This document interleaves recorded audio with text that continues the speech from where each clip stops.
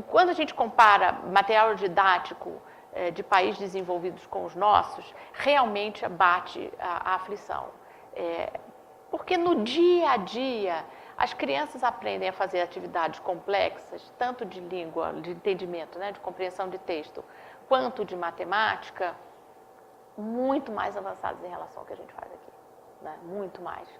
E isso precisa ser abordado de uma maneira mais direta, mais clara, porque tudo que decorre, a formação docente, os recursos para a sala de aula, tudo decorre da decisão de que vai ensinar. Vamos ensinar a fração quando? Então, países desenvolvidos, a criança começa a compreender, por exemplo, a noção de metade, um quarto, na educação infantil, porque ela sabe que um copo até aqui é metade. Ela não sabe escrever isso em notação matemática, isso ela vai aprender no segundo ano, primeiro ou no segundo ano. Mas ela compreende a questão da metade de uma quantidade. E isso é item curricular de educação infantil em todos os países desenvolvidos. No Brasil, quando se fez agora a Base Nacional Comum, o lobby que quer que na educação infantil não tenha nenhum parâmetro especificado, venceu. E nós temos as especificações de educação infantil, quase, elas são nebulosas, ninguém sabe direito o que é para brincar. Claro que é para brincar, as crianças aprendem sobre metade nos países desenvolvidos brincando, né? Com bloquinhos, com copinhos, né? Como é que chega na metade, como é que marca, tudo isso é vivido e é objetivo intencional de aprendizagem, tá? Bom, então eu trouxe aqui agora, aconteceu um fato histórico no Brasil,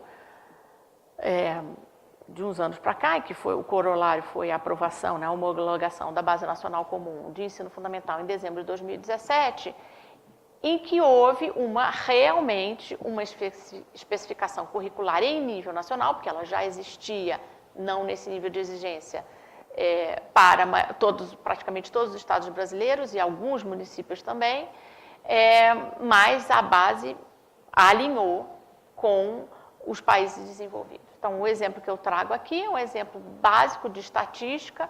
A primeira vez que a palavra, que a média, né, o cálculo da média aparece no currículo da base é no 7º ano, né? Então, está ali, se não me engano, planejar e realizar experimentos, onde é que está aqui? Peraí, calcular. É a segunda, média e amplitude de um conjunto de dados. Compreender, em contextos significativos, o significado de média estatística como indicador da tendência de uma pesquisa. Calcular seu valor e relacioná-lo intuitivamente com a amplitude do conjunto de dados. Quem lê, que é uma pessoa que conhece matemática, lê isso e fala assim, não tem nada de errado, isso é ótimo, é super legal aprender isso. O problema é que tem tanto caco dentro dessa escrita que a gente não sabe bem. Então, relacionar intuitivamente com a amplitude do conjunto de dados é ou não é para calcular a média? Vai ter gente que vai achar que não é para calcular, que é só para bater o olho, para ler o jornal, ver uma pesquisa eleitoral, debater as questões eleitorais, porque nós temos tanto problema em estabelecer objetivo curricular de sala de aula e fazer com que esse objetivo seja realmente trabalhado em sala de aula, do ponto de vista das atividades, que é possível que uma coisa como essa vire um debate sobre pesquisa eleitoral.